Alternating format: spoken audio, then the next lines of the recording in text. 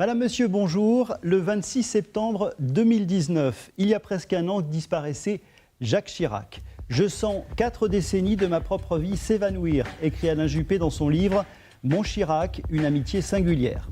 Jacques Chirac et l'ancien maire de Bordeaux ont formé un couple politique pendant 40 ans. Alain Juppé, l'Aquitain, a accepté de nous raconter Jacques Chirac, le Corrézien. Alain Juppé, bonjour.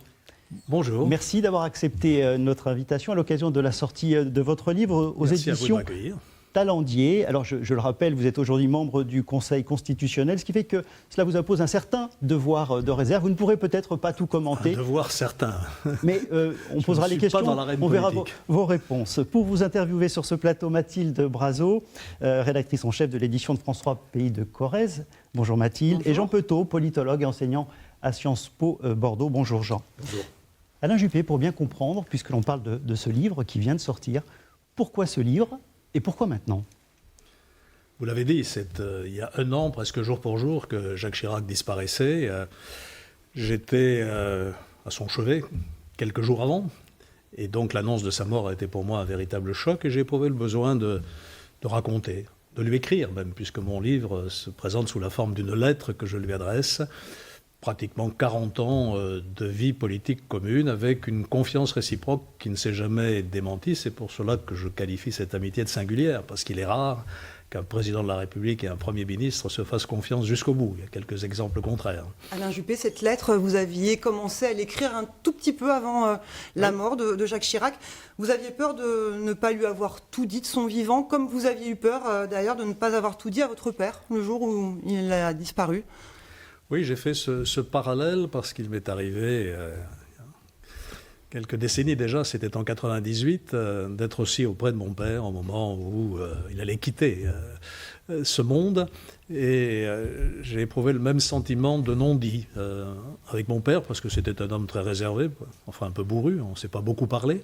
Et puis aussi avec Jacques Chirac, parce que notre relation était très étroite. On a bossé ensemble pendant des années, mais je n'appartenais pas à son cercle de famille intime. Et donc nous avions tous les deux cette pudeur, qu'on a parfois qualifiée de froideur ou de raideur, qui fait qu'on se tenait un petit peu à distance, même si on se connaissait bien. Alors dans votre livre, vous racontez aussi votre dernière entrevue, vous l'avez dit, avec Jacques Chirac, lorsque Claude Chirac vous appelle, vous dit c'est maintenant, il faut venir à son chevet. À ce moment-là, bien sûr, Jacques Chirac n'était plus en capacité de s'exprimer. En revanche, est-ce que vous vous souvenez de votre dernière conversation, de votre dernier dialogue avec Jacques Chirac ? Il était déjà fatigué depuis plusieurs mois, donc j'allais le voir assez régulièrement. Claude Chirac m'accueillait toujours avec la même bienveillance. On ne parlait pas politique, il était déjà un petit peu ailleurs. Et je raconte cette anecdote qui m'avait frappé, c'est la première fois au cours d'un de ces entretiens de sa fin de vie qu'il me salue en me disant « Alain, comment vas-tu ?» Alors que pendant 40 ans, c'était... Justement, pendant 40 ans, vous êtes vousoyé parce que votre première rencontre... vous la racontez, vous rentrez à Matignon dans l'équipe de son cabinet, finalement 3-4 mois avant qu'il quitte lui-même Matignon, et vous avez toujours été un peu son conseiller technique, c'était un peu la relation qu'il avait avec vous. Il vous disait vous, alors que par exemple il tutoyait Jean-Pierre Raffarin. Il tutoyait la quasi-totalité des responsables politiques, mais quand je suis arrivé à son cabinet, comme vous le rappelez, c'était en mars 1976, il était Premier ministre, et j'étais jeune fonctionnaire entrant dans son cabinet, donc un jeune haut fonctionnaire ne tutoie pas le Premier ministre. On a gardé cette habitude, et j'y tenais parce que, voilà, ça nous distinguait peut-être un peu des relations habituelles qu'ont les hommes politiques entre eux. Juste pour savoir, comme ça, par curiosité, Édouard Philippe, dont vous parlez à la toute fin de votre livre, que vous avez connu un peu dans des circonstances, il a travaillé avec vous, vous dites vous ? On se vous voit aussi, absolument. Oui. Puisque quand il a commencé à travailler avec moi, j'étais le chef du parti. Voilà. Et il était mon directeur, donc on s'est vouchoyé. Et on a continué. Alors, dans ce livre, pardon Mathilde, mais dans... Vous savez, le tutoiement est parfois une fausse... connivence. Voilà, connivence. Ça ne signifie pas toujours grand-chose. Oui. Mathilde. Je disais une anecdote qui va peut-être surprendre les Corréziens justement concernant votre ou vos premières rencontres avec Jacques Chirac. Vous dites que cette formule selon laquelle il vous aurait dit « pour avoir l'écoute des électeurs, il faut aimer tâter le cul des vaches », ce qui paraît très bien correspondre à Jacques Chirac, eh bien en fait c'est faux. Il ne vous J'ai aurait pas pas dit dit que ça. c'était faux, j'ai dit que j'étais pas sûr que c'était vrai. Voilà. Comme il l'a souvent dit, ou comme on l'a souvent prêté cette phrase, j'ai pensé qu'il me l'avait dit. En tout cas, l'intention était bien celle-là. C'est que pour faire de la politique, il faut être sur le terrain, au contact des réalités, comme il l'a été. Je n'ai pas été très souvent en Corrèze avec lui, c'était son territoire, le mien était un petit peu différent. Je raconte simplement une campagne électorale, je crois que c'était celle de 86, oui, où on était allé poser en Corrèze pour des photos de campagne. Alors, l'idée du photographe, c'était de nous faire dévaler une colline avec la cravate au vent. On y reviendra plus tard, mais François Hollande s'en souvient très bien. Il était conseiller d'opposition à Ussel et il garde... Et on a essayé de faire ça à Balladur. On a eu du mal. Il se demande si c'est ce qui vous a fait gagner d'avoir fait cette campagne en Corrèze, terre de président. Jacques Chirac, vous le rencontrez en 76, c'est là où vous allez commencer à travailler avec lui, mais vous aviez déjà l'image de Jacques Chirac bulldozer, comme on a pu l'appeler, plus jeune. On sait qu'il était déjà secrétaire d'État à 35 ans. On va voir ces images qui sont très vives, très impressionnantes presque. Qu'est-ce qu'il dégageait pour vous à cette époque-là ? D'abord, juste une précision, avant 76, dans les années 74 et auparavant, moi j'étais pas chiracien, j'étais chabaniste. J'étais aquitain et donc ma référence politique, mon patron entre guillemets, même si je ne militais pas dans un parti politique, c'était Chaban. Et puis j'ai découvert Chirac. La première impression avec Chirac, c'est d'abord une impression physique. Il a l'allure, la stature, on le voit là. Je voyais ça je ne sais où, il paraît qu'il mesurait près d'1,90 m. Donc il était impressionnant et en politique ça compte, ça aussi, cette présence physique. Et puis cette façon aussi de créer de l'empathie avec les gens, pas uniquement sur les marchés, mais aussi sur les marchés. Et le fait que Chirac avait quand même fait un sale coup à Chaban, hein, on peut dire, pendant la campagne présidentielle de 74, hein, c'est le fameux appel des 43. Ça vous avait pas un peu refroidi sur Chirac? Parce que dans le livre, vous passez vite dessus. Non, pas vraiment, parce que j'explique comment Chaban et lui se sont réconciliés. Et bon, à l'époque, moi, j'étais pas dans les arcanes de la vie politique, mais ce qui était clair et ce qui m'est apparu a posteriori, c'est que Chirac n'était pas l'homme lige de Chaban. Chaban, je crois que je l'écris, n'était pas son mentor. Et Chirac n'était pas... C'était Pompidou. Or, Pompidou et Chaban, c'était pas le grand amour. Donc, on peut considérer qu'il y avait une certaine logique dans la position qu'a prise Jacques Chirac. Il explique d'ailleurs les raisons qui l'ont conduit à faire ça, y compris la conviction de Pompidou, je crois, si je me souviens bien, que Chaban n'allait pas gagner. Non, Pompidou était mort, mais auparavant. Pompidou lui-même, effectivement, en doutait, avant son décès. Alors, Alain Juppé, on le sait, votre carrière est extrêmement liée à celle de Jacques Chirac. Pour bien comprendre le lien politique qui vous a unis, je vous propose de revenir sur votre parcours avec ce récit signé Pascal Cagnato. C'est dans les pas de Jacques Chirac qu'Alain Juppé va inscrire sa carrière politique. Chiracien il est, Chiracien il restera. De mai 95 à juin 97, il exerce sa plus haute fonction au service de l'État en qualité de Premier ministre. La défaite de la droite aux législatives l'oblige à céder son poste à Lionel Jospin pour une troisième cohabitation. Chirac lui confiera aussi le portefeuille du budget et celui des affaires étrangères, visiblement soucieux d'en faire son digne successeur. Celui qui est probablement le meilleur d'entre nous. Une petite phrase qui aura servi tout autant qu'elle aura pénalisé la carrière de Juppé, qui va payer le prix fort d'une fidélité à Chirac. En janvier 2004, il se voit condamné en appel à 14 mois de prison avec sursis et 1 an d'inéligibilité dans l'affaire des emplois fictifs à la mairie de Paris. Il quitte alors la scène politique sur cet adieu au Bordelais. J'ai trouvé un mot landais pour résumer ma pensée. Ce sera tout simplement un Dichatz. De retour de son exil québécois, Juppé n'en a pas fini avec les désillusions. Battu aux législatives de 2006, pour lui c'est la double peine. Il doit démissionner de son poste de ministre de l'écologie que vient de lui confier le tout nouveau président de la République, Nicolas Sarkozy. Écarté une nouvelle fois de la vie politique nationale, c'est à Bordeaux, sa terre d'élection depuis 1995, qu'il se reconstruit. Une ville dont le prestige grandissant rejaillit sur sa cote de popularité. En 2010, il revient aux affaires comme ministre de la Défense, puis des Affaires étrangères. C'est sûr, Juppé est de retour. La défaite de Sarkozy en 2012 en fait même une valeur refuge à droite, jusqu'à cette défaite aux primaires et cette nouvelle désillusion qui scelle le destin présidentiel de celui qui ne sera pas parvenu à devenir le meilleur d'entre eux. Voilà donc une partie de votre parcours politique. Dans votre livre, dans un chapitre que vous intitulez « Au pouvoir », vous évoquez votre relation évidemment avec Jacques Chirac en 1995 à Matignon, mais cette fois-ci vous n'êtes plus un conseiller, vous êtes devenu Premier ministre. Comment se sont passées les relations avec Jacques Chirac, président de la République, et vous, Premier ministre ? Je crois que c'est le même mot qui me revient sur les lèvres, c'est le mot de confiance. Vous savez, j'ai eu une vie politique longue, avec des moments heureux, des échecs, c'est la vie. Je n'en garde aucune amertume pour ce qui me concerne. La plus belle période peut-être ayant été celle que j'ai consacrée à Bordeaux. Mais Chirac m'avait choisi pour être Premier ministre, il l'explique dans ses mémoires, parce qu'il sentait bien qu'entre nous pouvait se créer un climat de confiance. Vous savez qu'à l'époque, on disait Séguin ou Juppé, Juppé ou Séguin. Et Chirac a écrit qu'avec Séguin, il avait conscience qu'il pourrait être emmerdé quotidiennement par les colères bien connues de Philippe Séguin. Alors qu'avec vous lui écrivez même, je pense que vous aviez peur de ses colères. Oui, Chirac avait peur de ses colères, bien sûr. Alors qu'avec moi, il savait que voilà, ça se passerait bien.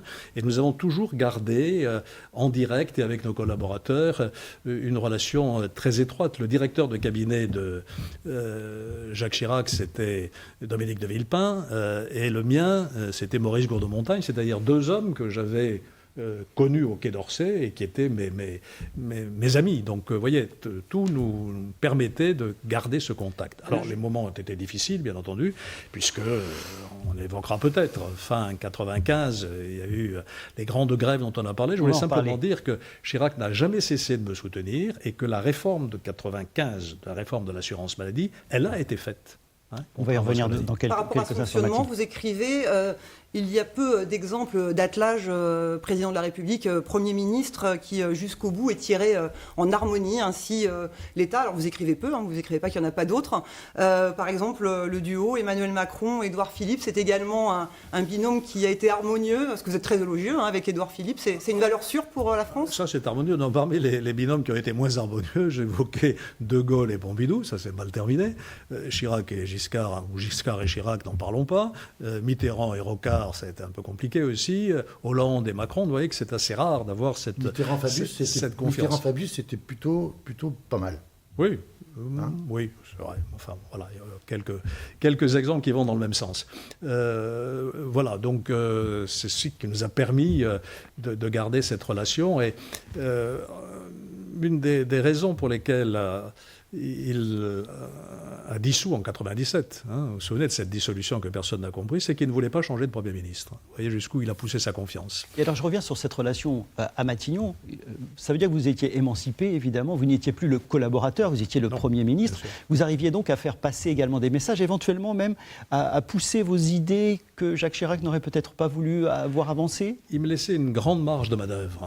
C'est dans la conduite des réformes. Bon, il observait tout ce qui se passait, bien entendu, très attentivement, mais je n'avais pas le sentiment de recevoir des oukases ou des... Le pouvoir était moins centralisé qu'il ne l'a été en d'autres circonstances entre l'Élysée et Matignon. Puisque vous parlez de la dissolution de 97, que Lionel Jospin a qualifié plus tard d'expérience hasardeuse, je vous lis page 143. Vous adressez à Jacques Chirac. Vous auriez dû suivre l'exemple de Mitterrand en 81 et en 88, mais pendant votre campagne, vous aviez promis aux députés, pour les rassurer, de ne pas les renvoyer devant leurs électeurs. C'était la campagne où il était en bagarre avec Balladur. Promesse qui vous valut sans doute quelques soutiens supplémentaires en 95, mais à nous deux, bien des tensions jusqu'à la dissolution. Nous nous sommes en fait trompés de dissolution. J'en prends ma part de responsabilité. Il aurait fallu dissoudre en 95. Absolument, il fallait dissoudre en 95. Mitterrand l'a fait en 81, 88, parce qu'il voulait avoir, pour le soutenir, une majorité homogène et qui n'avait pas d'état d'âme. Jacques Chirac avait promis donc de ne pas dissoudre, moyennant quoi j'ai hérité d'une majorité parlementaire profondément divisée. Et plutôt les Chiraciens et les Baladuriens, et les Baladuriens ne me faisaient pas de cadeaux. Et c'est ce qui a compliqué la tâche, alors que s'il avait dissous en 95, on aurait eu devant nous une perspective plus longue. Sur la dissolution de 97, personne n'est à l'origine de cette dissolution aujourd'hui. On va y revenir. On n'en trouve pas l'inventeur. Alors, à cette occasion, à l'occasion de cette émission, nous avons demandé à des observateurs de premier plan d'apporter leur regard sur ce qu'on va appeler le couple Chirac-Juppé. Premier témoignage, premier regard, celui d'un ancien président de la République, corrézien, François Hollande, que vous avez interviewé. Mathilde, on l'écoute. Un président a toujours besoin d'un fidèle auprès de lui. Et Jacques Chirac l'avait trouvé en Alain Juppé depuis longtemps, avant même de devenir président. Comme président du RPR, comme maire de Paris. Et Jacques Chirac était, selon lui, le meilleur. Mais quand il avait dit le meilleur, ce qui avait pu choquer sans doute certains des proches de Jacques Chirac, qui pouvaient revendiquer le titre, c'est qu'il voulait dire le meilleur au sens du plus fidèle, de celui qui sera toujours là. C'est un rôle pas forcément facile à tenir, ça peut même être ingrat. Quelquefois on est le dernier quand on est le meilleur et le plus fidèle. Mais ça donne, je crois, droit, comme le fait Alain Juppé aujourd'hui, de parler de Jacques Chirac comme il le fait. On reste le deuxième et quelquefois on ne peut pas devenir le premier. Quand on a été à ce point lié à une personnalité, c'est difficile de s'en émanciper complètement, de trouver des formes nouvelles de proposition ou d'expression. De ce que vous en connaissiez, il lui rendait bien, Jacques Chirac, cette fidélité et ce dévouement? Ça, je ne sais pas, mais je peux quand même donner mon témoignage. Vous savez, dans cette fameuse scène qui se passe au musée de Saran, quand Jacques Chirac, qui n'est plus président depuis plusieurs années, fait cette déclaration à l'emporte-pièce je vais voter François Hollande. En réalité, ce n'est pas ce qu'il dit précisément. Il dit, moi j'aurais voulu voter pour Alain Juppé. Je pense que c'était Alain Juppé qui devait être candidat et peut-être président. Alain Juppé n'est pas candidat, donc je vote Hollande. C'est ça sa phrase.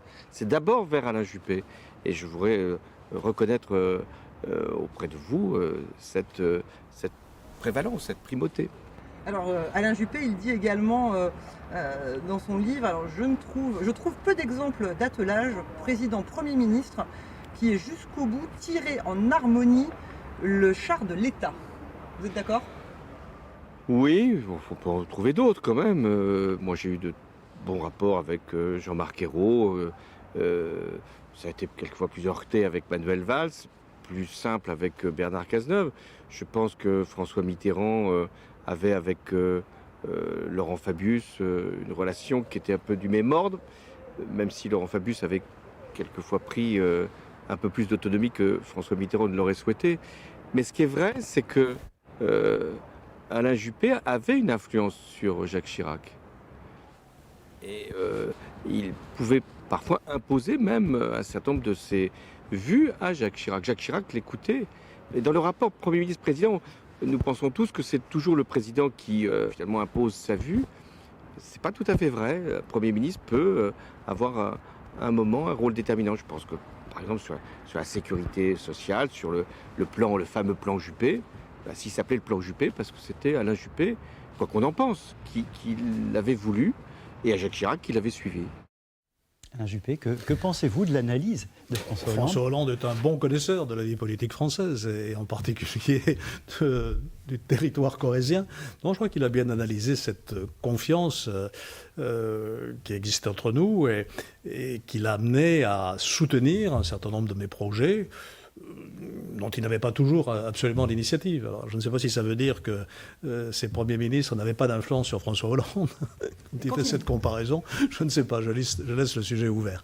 En tout cas, la phrase « le meilleur d'entre nous », c'était probablement, il ne faut jamais oublier l'adverbe, et ça ne m'a pas servi, parce que ça a déchaîné évidemment la jalousie de tous mes camarades qui Alors, puisque vous parlez de cette phrase, on avait envisagé d'en parler un peu plus tard, mais vous considérez aujourd'hui que ça vous a plutôt nui? Non, je ne vais pas faire de coquetterie, c'était plutôt agréable, plutôt sympathique. Mais sur vous employez le mot jalousie des autres, là. À un moment, quand même, moi, je vous ai pris en flagrant délit de jalousie. Alors, c'est pas grand-chose, mais c'est après le Grand Chelem à Paris, en 83. Vous venez de gagner dans un arrondissement très compliqué, le 18e, face à la bande du 18e, comme on dit, c'est-à-dire Jospin, Vaillant, Delanoë, bon. Et puis Chirac félicite, tout à son succès, des maires qui ont gagné des arrondissements. Il cite Toubon, il en cite d'autres, et puis il cite pas Juppé, et vous dites, et Alain Juppé alors? Non, mais je n'ai pas vu malice. Effectivement, je m'étais battu dans le 18e arrondissement, on avait remporté un succès assez inattendu, vous le rappelez, la liste contre laquelle je me présentais, c'était Jospin, Estier, Delanoë, Vaillant, dans un arrondissement qui était tenu depuis 18 ans par les socialistes et par les communistes. Donc j'avais gagné grâce à Chirac, qui était venu me soutenir, mais dans ses mémoires, Je m'en suis aperçu bien longtemps après. Il écrit à un moment donné, voilà, la relève est assurée par de jeunes élus qui conquièrent des arrondissements de l'Ouest, de l'Est, pardon. Donc il y a Toubon dans le 13e, il y a Devaquet dans le 11e, il y a Bariani dans le 19e, et puis il n'y a pas Juppé. Alors ça m'avait un petit peu... Donc il y a quand même toujours cette idée, je pense, dans les clans politiques, on peut dire comme ça, ou dans les groupes politiques, l'onction ou le regard éventuellement du chef de clan est importante. Quoi. Bien sûr, bien sûr. Pour en revenir à ce que dit François Hollande, au-delà j'allais dire, de la sanction immédiate à la suite de ce probablement le meilleur d'entre nous, est-ce que de manière globale, François Hollande a raison quand il dit finalement cette fidélité, cette loyauté, ça vous a condamné à être au mieux deuxième? Bon, il dit aussi que Chirac m'écoutait, que j'avais de l'influence sur lui. Donc vous voyez que c'était un peu plus compliqué que ce n'a été. Mais c'est vrai, si je suis venu à Bordeaux en 1995, je l'écris, c'était pour ne plus être le second à Rome, mais le premier dans ce qui n'est pas un village, ce qui est dans une grande ville. Et je me suis pleinement épanoui ici parce que j'avais le sentiment, effectivement, d'avoir construit moi-même cette nouvelle étape de ma vie politique. Ou alors, est-ce que c'est parce que, vous le dites également dans cet ouvrage, vous n'aviez pas assez d'ambition, cette ambition qui est dévorante de devenir, par exemple, président de la République? Si vous racontez à mes amis politiques que je n'avais pas d'ambition, ils vont sourire. Si, j'ai eu de l'ambition, maintenant je vais préciser. J'ai eu de l'ambition, bien sûr. Et si je me suis battu tout au long de ces années avec des échecs et des réussites, des rebonds, parfois inattendus, c'est parce que j'aimais la politique. Et je le dis d'ailleurs, permettez-moi de faire cette parenthèse, qu'est-ce qui m'a rapproché le plus de Jacques Chirac? C'est quelque chose qui va surprendre, qui va même choquer. C'est que nous avions une forme d'idéal l'un de l'autre. Nous pensions que l'homme politique peut changer et apporter du mieux dans la vie de ses concitoyens. Ça, je crois que c'est très important. Les gens ne le croient pas. Les gens pensent que la seule motivation des politiques, c'est leur ambition personnelle. Ce n'est pas vrai. Je cite cette anecdote, ou je l'ai citée plus exactement dans une autre interview qui m'a frappé. C'était après le livre. Je vois à la télévision le plus jeune maire de France, 19 ans, dans un village. Il est là, il est heureux, il vient d'être élu et il dit « je vais changer mon village, je vais faire venir des commerçants, on va revitaliser ce village qui est abandonné ». C'est ça aussi la motivation dans la vie politique, croire qu'on peut apporter du mieux dans la vie des gens. Et c'est ça qui m'a rapproché le plus de Chirac. Mais est-ce que vous avez envie tous les matins, en vous rasant, comme vous dites, de devenir président de la République? Et alors après, il y a l'ambition suprême, c'est de devenir président de la République. Et là, je pense qu'il faut être totalement dévoré par cette ambition, matin, midi et soir, en se rasant, vous connaissez la formule. C'est la fin du livre. Et peut-être n'avais-je pas suffisamment cette obsession. C'est ce que vous dites à la fin du livre. Un ami vous dit après la défaite aux primaires, mais est-ce que vous en aviez tant que cela envie? Et vous dites un jour je me livrerai à l'introspection, mais c'est pas de mal à veille. J'aime pas beaucoup la psychanalyse ni l'autopsychanalyse. Alors cela dit, c'est pas de l'autopsychanalyse, mais à la toute fin 228 c'est à vous que vous allez bien comprendre, si on peut imaginer... Ce qui est terrible avec Jean Petot, c'est qu'il lit toujours les livres. Ah ben oui, si on alors que nous avons lu également. Hein, J'allais dire Sisyphe heureux, on a l'impression que Cincinnatus, parfois un peu de nostalgie. Hein. Vous dites à la fin, quand on a consacré une large part de sa vie à la politique, comme nous l'avons fait vous et moi, Jacques Chirac et moi, donc, il est dur de subir le mépris de ceux qu'on pensait avoir servi et même aimé. Vous savez ce que les sondages font ressortir régulièrement depuis bien des années, c'est que les Français méprisent les hommes politiques en général, qu'ils les considèrent comme menteurs, tous pourris, et en tout cas impuissants et inefficaces. Et quand on a fait de la politique pendant tant d'années, en espérant servir ses concitoyens, ça fait mal. Ça fait mal. Et je pense que ça explique aujourd'hui que parfois beaucoup de jeunes gens, hommes ou femmes, hésitent à se lancer dans la vie politique. Parce qu'il faut vraiment avoir envie pour affronter cette espèce de discrédit qui n'est pas nouveau. Hein, quand on regarde ce qui s'est passé dans l'histoire, il y a eu aussi des campagnes contre les parlementaires qui étaient très sévères. Mais enfin, ça fait un peu de mal. Hein. Jean, on va faire une petite pause sur la lecture du livre. Et on va revenir sur un autre témoignage, celui d'un ancien Premier ministre, un Poitevin, Jean-Pierre Raffarin, qui a eu l'occasion également d'observer ce couple Chirac-Juppé de longues années. Le reportage et l'entretien de François Bombard.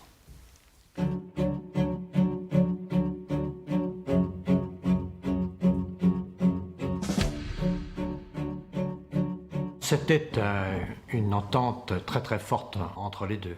Original, les deux tempéraments sont complètement différents, les sensibilités, les attitudes, les cultures même je dirais presque sont très différentes, mais il y a cette forme de lien supérieur qui les lie tous les deux peut-être du côté de Chirac pour une considération très forte pour la personne et l'intelligence d'Alain Juppé, du côté de Juppé pour une considération sur le sens politique, la puissance politique de Chirac, mais le lien est un lien, semble-t-il, indestructible.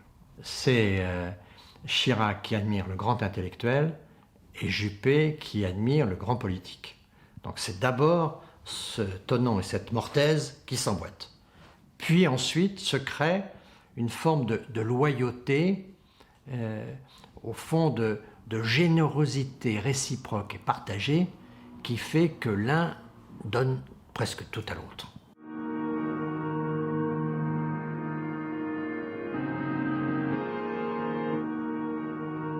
La loyauté de Juppé est extrême. Elle va en effet à prendre sur ses épaules des responsabilités qui concernent beaucoup d'autres, tout un système, et il assume seul la responsabilité de ce système. Donc il a cette forme de dignité, il est au pouvoir, et il est dans cette situation d'éthique de responsabilité, il assume tout, y compris ce que lui n'a pas fait. Et donc c'est vrai qu'il y a chez Juppé ce lien de loyauté, de base, qui fait que jamais il ne fléchira.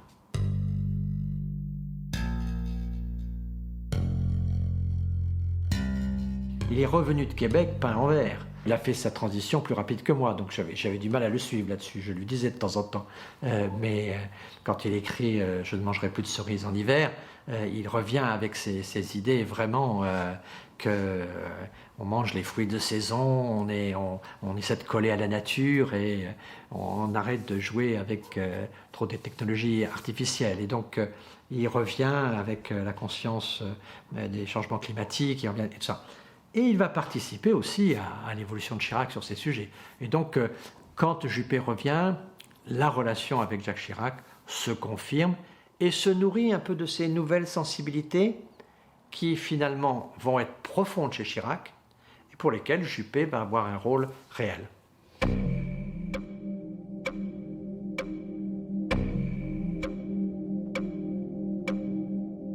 Ce qui est assez étonnant, c'est que ce tandem d'expertise politique, d'expertise technique, budgétaire, se fasse balader sur cette affaire de dissolution. Ça restera pour moi un mystère, parce que vraiment, les informations qui leur ont été données ont été des informations truquées, ou en tout cas fausses. Merci, monsieur Raffarin. Alain Juppé, ce témoignage, Jean-Pierre il vous touche? Raffarin est un ami, donc il a bien perçu les choses. J'ai un point de désaccord sur la fin de son intervention. Les informations qui nous étaient données n'étaient pas toutes fausses, loin de là. Elles venaient de différents horizons, y compris du ministère de l'Intérieur. Elles nous donnaient gagnant. Quand Jacques Chirac a décidé la dissolution, c'est pas pour aller dans le mur, c'est parce qu'on pensait gagner, on avait de bonnes raisons de le penser. Bon, je ne vais pas revenir sur cet épisode qui a été malheureux finalement pour différentes raisons. Pour une raison essentielle, c'est qu'on n'a pas été capable de faire comprendre aux Français pourquoi le président voulait dissoudre. Et le pourquoi, pour moi, c'était pour réussir l'euro. On n'a pas voulu le dire. C'est peut-être apparu comme une manœuvre politique plus que pour l'euro.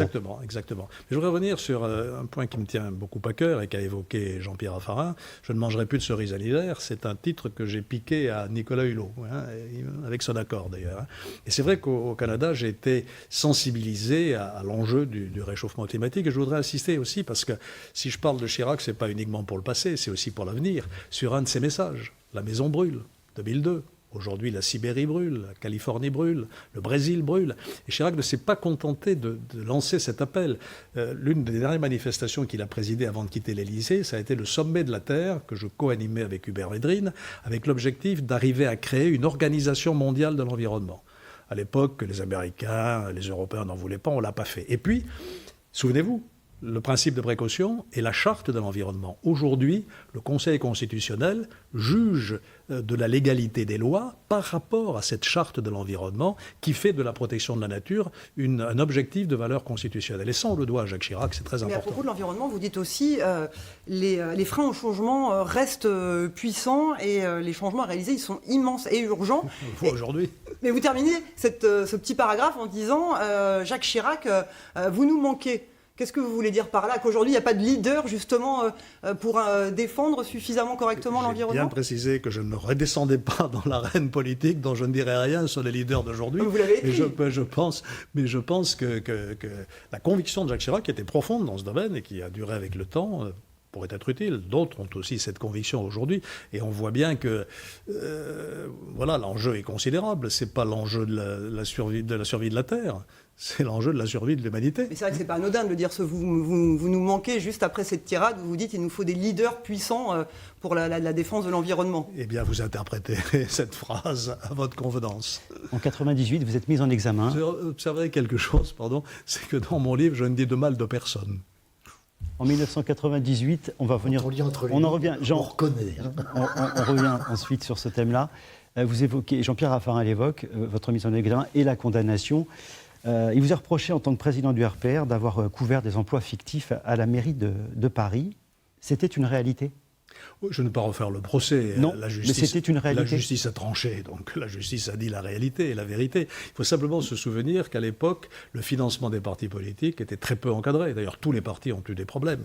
Les lois sont arrivées à ce moment-là et j'étais juste à la césure, si je puis dire. Mais qui avait mis en place ce système? C'était Jacques Chirac? Pardon. Et c'est vrai que je n'ai peut-être pas pris suffisamment d'initiatives pour y mettre un terme. C'est pour ça que j'ai assumé la pleine responsabilité. Vous n'avez pas pris cette initiative tout seul à cette époque-là? Même son président, et c'était à moi qu'il appartenait de faire le ménage. Voilà, j'ai rien d'autre à dire là-dessus. Vous n'avez pas pris cette initiative seul à ce moment-là? Je viens de vous dire que j'avais assumé la responsabilité. Il y a une phrase qui m'avait fait un peu de mal à l'époque, parce que je l'avais mal interprétée, celle de mon directeur de cabinet de l'époque qui avait dit « tout le monde savait ». Donc c'est la réponse à votre question. Et à ce moment-là, Jacques Chirac était derrière vous? En tous les cas, il était un soutien moral? Totalement. Vous évoquiez tout à l'heure mon retour, ou c'est Jean-Pierre qui évoquait mon retour du Québec en disant que je reprenais contact avec Chirac. On n'a jamais cessé d'avoir le contact. Il m'appelait au téléphone. C'était compliqué avec le décalage horaire. Chaque fois que je venais à Paris, il me recevait, j'allais le voir, on discutait. Donc à aucun moment, le lien entre nous ne s'est distendu après cette malheureuse affaire. Est-ce qu'à un moment donné, il a vraiment verbalisé le fait qu'il vous a demandé de le protéger? Je n'ai pas le sentiment de l'avoir protégé. Je le répète, j'ai fait ce que j'avais à faire. Jean? On a le sentiment finalement que vous n'êtes pas vraiment parlé. Il y a beaucoup de non-dits entre vous. Vous avez cette belle phrase, vous dites on était peut-être deux timides. C'est ce qui explique sans doute le fait que vous prenez la plume. Moi, j'ai eu la réputation, vous le savez, de froideur, de raideur. Et lui était comment? Je ne vais pas vous dire que c'est pas vrai. Hein. Ce qui m'amuse, c'est que chaque fois que je faisais une émission de télévision réussie, j'en ai fait pas mal, le titre de la presse le lendemain, c'était « Juppé a fendu l'armure ». Puis ça recommençait 8 jours après. Donc l'armure se reconstituait par un mécanisme que je n'ai pas très bien compris. Et Chirac aussi était très pudique, pudique. Bien sûr. Je me souviens quand on parlait de nos familles respectives, jamais je n'ai pu avoir vraiment d'échange avec lui sur sa fille Laurence, par exemple. Alors qu'en sens inverse, il m'interrogeait toujours sur mes enfants, moi. C'était son réflexe naturel, comment va Clara, etc. Il avait aussi une habitude détestable, c'est qu'il téléphonait à ma mère pour lui dire « Madame Juppé, vous ne trouvez pas qu'Alain est trop maigre et qu'il devrait manger un peu plus ?» Alors ma mère me dit « Ah, monsieur le Président, comme vous avez raison. » Vous voyez, donc il avait aussi cette finesse ou cette habileté. Comme le disait Jean, Jacques Chirac, dans ses mémoires, par exemple, il y a plusieurs reprises, il est élogieux vous concernant. Et d'ailleurs, souvent dans votre livre, vous faites référence à ses mémoires, mais en vis-à-vis, en tête-à-tête, Jacques Chirac, il vous le disait, ce qu'il pensait de vous? Non. Je préférais qu'il le dise à la télé. Jamais vous êtes parlé de ça. Jamais... Non, mais enfin, c'est des choses qui se sentent, même entre deux hommes. On voit bien quand le courant passe, quand il y a de l'amitié un petit peu plus, de l'affection, hein, bien sûr. Alors, vous parliez de vos racines, les racines de votre maman, ce sont les Landes. Ce n'est pas là où vous avez réussi votre carrière politique. En tous les cas, vous avez essayé, ça n'a pas fonctionné. Pour Jacques Chirac, c'était la Corrèze, et là, ça a fonctionné. Quelques images sur son parcours et son attachement à la Corrèze avec ce reportage signé Philippe Mallet. Insaisissable Jacques Chirac. Dès ses premiers pas en politique, le cadet de Pompidou, cornaqué par Pierre Juillet, l'éminence grise du Premier ministre surprend son monde. Pour les législatives de 67, Chirac choisit la Corrèze, la terre de ses parents et de ses grands-parents, et s'en va à Ussel, bien à gauche et fier de l'être, mais Jacques Chirac séduit d'emblée. Tu te fais pas de ville, toi? Non, je suis comme toi. Ouais.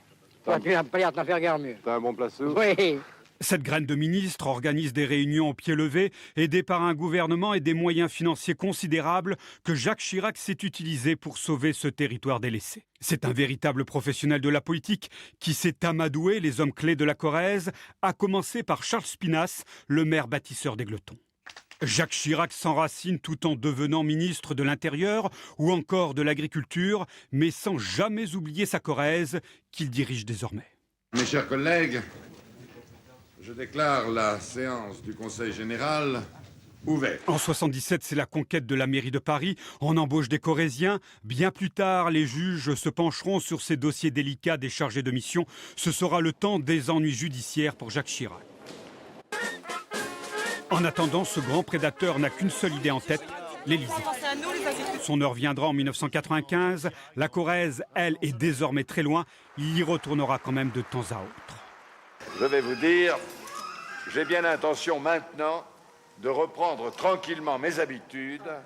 Par conséquent, de venir régulièrement retrouver mes sources, mes racines et l'endroit où je puise ma joie de vivre. Sur le plan national, vous écrivez, Alain Juppé, que Jacques Chirac avait plutôt une image d'homme de droite plutôt sectaire, mais qu'en Corrèze, on l'avait percé à jour. Qu'est-ce qu'ils avaient donc compris, ces Corréziens ? Moi, d'abord, c'était une époque extraordinaire. On pouvait être à la fois député, président du Conseil général, comme on disait à l'époque, et maire de Paris. Ça facilitait l'enracinement.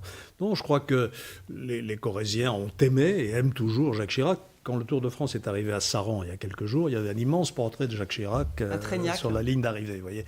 Donc c'est quelque chose d'extrêmement profond parce que, on le voit dans d'autres secteurs aussi, dans d'autres territoires, Chirac arrivait à convaincre, parce que c'était sincère, qu'il aimait les gens. Donc il allait au-devant d'eux, il les connaissait, il s'informait sur la situation de la famille, comment va le petit, etc. Et ça, c'était pas fabriqué, c'était pas pour la télé, contrairement à ce qu'on a dit. Est-ce qu'ils avaient aussi compris sa vraie couleur politique ?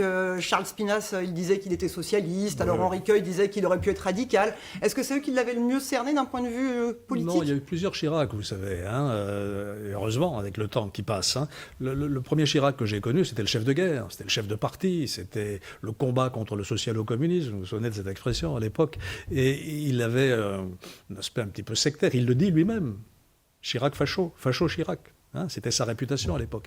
Puis après il y a le Chirac qui arrive à l'Élysée, qui exerce le pouvoir, qui rencontre tous les chefs d'État de la planète, qui prend de l'épaisseur, de la hauteur, et qui n'est plus tout à fait le même homme, qui retrouve finalement ce qui est sa fibre intime, qui est une fibre, on va dire ça ici à Bordeaux, un peu ratsoc, quoi. Voilà, c'était ça, un homme de modération et qui savait se faire aimer. Là, je vois ici un ensemble de femmes africaines. Il y a aussi quelque chose qui me fascine chaque fois que j'allais en Afrique, j'y vais moins aujourd'hui, c'était l'extraordinaire popularité de Jacques Chirac en Afrique. Au point qu'un jour j'ai dit, mais si je veux être élu, je vais aller me présenter en Afrique parce que je suis le successeur de Chirac, d'une certaine manière, pour eux. Et pourquoi, là encore ? Parce que les Africains avaient le sentiment qu'ils les aimaient, qu'ils les comprenaient, qu'ils les estimaient. Et ça, c'est quelque chose de très fort et de très précieux. En 2016, vous êtes en Corrèze avec Claude Chirac, dans un des établissements de la Fondation Jacques Chirac pour les personnes handicapées. Et vous dites alors que vous avez compris pourquoi il y avait cet attachement, cette affection des Corréziens pour Jacques Chirac, un attachement si durable et si sincère. Vous lui enviez un petit peu quand même cette affection des Corréziens, cet ancrage rural qu'il a su avoir sur ces terres. Et est-ce que ça vous a manqué un petit peu, cet enracinement justement dans les Landes par exemple, ou pas ? Chacun a sa Corrèze. Moi, ça n'a pas été les Landes, ça a été le 18e arrondissement de Paris, où j'ai été élu pendant 12 ans et dans un quartier très différent de la Corrèze, qui était celui de la Goutte d'Or en particulier. Et puis après, ma Corrèze à moi, c'est Bordeaux. Un quart de siècle ici, où je me suis profondément enraciné, où j'ai vécu des choses formidables et où je suis fier du travail que notre équipe a réalisé. Voilà, donc chacun a son parcours. On n'avait pas non plus, c'est vrai, ça a été dit tout à l'heure, un peu la même culture. Il se moquait d'ailleurs un peu de la mienne, qui était les humanités classiques, gréco-latines. Lui, c'était l'Asie, le Japon, la Chine, Gengis Khan, mais aussi les Amérindiens, l'Afrique. Il avait une vision de la diversité culturelle, une très grande ouverture sur le monde. Quand je pense qu'il est arrivé parfois à faire croire qu'il était inculte, alors que c'était exactement l'inverse. Alain Juppé, dans votre livre, vous parlez peu des femmes, et notamment des femmes dans l'entourage de Jacques Chirac. Pourtant, ils existaient. C'est un sujet sensible. Je parle de l'activité professionnelle de Jacques Chirac, de ses liens avec ses collaboratrices. Vous parlez un petit peu de Marie-France Garot. Et vous dites que Jacques Chirac n'était pas insensible à son charme, visiblement. Et que, dans tous les cas, comme ça, elle avait du charme du chien, elle savait en jouer vis-à-vis de Jacques Chirac. Je n'en sais rien, je me méfie des rumeurs. Ce qui est vrai, c'est que l'un et l'autre étions sensibles à la séduction féminine, l'un et l'autre. Je ne sais pas si Chirac était un homme à femme, elle a dit beaucoup de choses, c'est sa vie intime qui ne me regarde pas, mais il avait le don d'attirer autour de lui des talents masculins, mais aussi des talents féminins. Valérie Pécresse, c'est un peu, comment on dit, un bébé Chirac, où c'était dans le temps. C'était aussi lié à la famille. Oui, mais il y en a beaucoup d'autres aussi qu'il a su faire émerger, Roselyne Bachelot, enfin on pourrait allonger la liste. Donc il avait ce souci aussi de faire monter, et notamment des jeunes femmes. Voilà, il va nous rester 3 minutes, Jean. On va devoir aborder au moins un point avant la fin de cette émission. Quand vous pensez à Jacques Chirac aujourd'hui, d'abord vous pensez à qu'est-ce qui a changé dans la vie des Français grâce à Jacques Chirac aujourd'hui, et qu'est-ce qui vous manque le plus dans l'absence de Jacques Chirac? Beaucoup de choses. J'essaye de me dire quels sont les messages qu'on peut retenir de ces 40 ans ou plus de vie politique. Alors, je ne vais pas réécrire mon livre ou le synthétiser ici, mais d'abord, j'y tiens beaucoup, c'est l'attention aux plus fragiles. Demander aux handicapés, aux associations de handicapés, ce qu'ils pensent de l'action de Jacques Chirac, qui a fait voter les grandes lois pour améliorer la situation de nos concitoyens handicapés. Et on voit Jacques Chirac là, à Biarritz, donc en Aquitaine, en train de rencontrer les Français. On voit l'attachement qu'avaient les Français alors qu'il n'était plus président de la République. Oui, bien sûr, ça a duré. Donc, je disais, son attachement aux plus fragiles, c'est aussi le plan cancer, c'est aussi le plan sécurité sociale. À Paris, on l'a oublié, c'est le SAMU social, qui a été une initiative formidable pour aller au-devant des personnes qui étaient dans la rue. Donc, vous voyez, le Chirac facho, il a bien évolué. Son deuxième message, c'est la détestation du racisme et de l'antisémitisme, le discours du Veldiv. Il a été là-dessus totalement intransigeant tout au long de sa vie politique. Le troisième message, c'est la Maison Brûle, on en a parlé tout à l'heure. Et puis, une vision aussi des relations internationales qui est tout axé sur la recherche de la paix. Souvenez-vous, le refus de la guerre en Irak aussi. Voilà, un accent, on en aurait besoin. Et selon vous, quel a été l'échec? Y a-t-il eu des échecs importants de Jacques Chirac comme politique? Sans doute beaucoup. Qu'il faut retenir. Sans doute beaucoup, peut-être 97, une cohabitation difficile, beaucoup d'autres, et puis peut-être le fait d'avoir été mal compris, le fait qu'il a eu beaucoup de mal à se débarrasser de cette image de facho Chirac. Mais voir que le facho Chirac, c'est le Chirac qui est pleuré par tout un peuple lorsqu'il disparaît, c'est un défi relevé extraordinaire. Donc moi, je préfère parler de ses réussites que de ses échecs, parce que je fais confiance à tous ceux qui ne l'aiment pas pour parler de ses échecs. Quand vous êtes au Conseil constitutionnel, parfois vous vous dites « Ah, tiens, je lui aurais bien demandé ça, ou j'aurais bien aimé de parler de ça avec lui », vous savez, ou il vous manque. C'est très amusant, la vie politique. Vous savez dans quel bureau je suis installé au Conseil constitutionnel? Dans celui de Lionel Jospin. Et si l'on doit parler éventuellement d'un échec pour vous, est-ce que la succession à la mairie de Bordeaux, par exemple, c'est un échec pour vous? Alors ça, joker, je m'interdis absolument de porter un jugement. Vous savez, moi je me suis défoncé pendant presque un quart de siècle pour cette ville. J'y ai vécu une aventure formidable. La ville s'est totalement transformée, et pas simplement les façades, comme on le dit parfois, mais également le cœur et l'esprit des Bordelaises et des Bordelais. C'est pour moi un élément de fierté. Aujourd'hui, j'ai tourné la page. Je pense qu'à 75 ans, il y a un temps pour tout. Il y a le temps de l'action et puis il y a le temps de la sagesse. Une des phrases qui m'a le plus marqué quand j'ai été nommé au Conseil constitutionnel, c'est celle de mon directeur de cabinet qui me dit « enfin sage ». Voilà. Donc aujourd'hui, c'est le temps de la relève, et je souhaite bonne chance aux nouvelles équipes, bien sûr.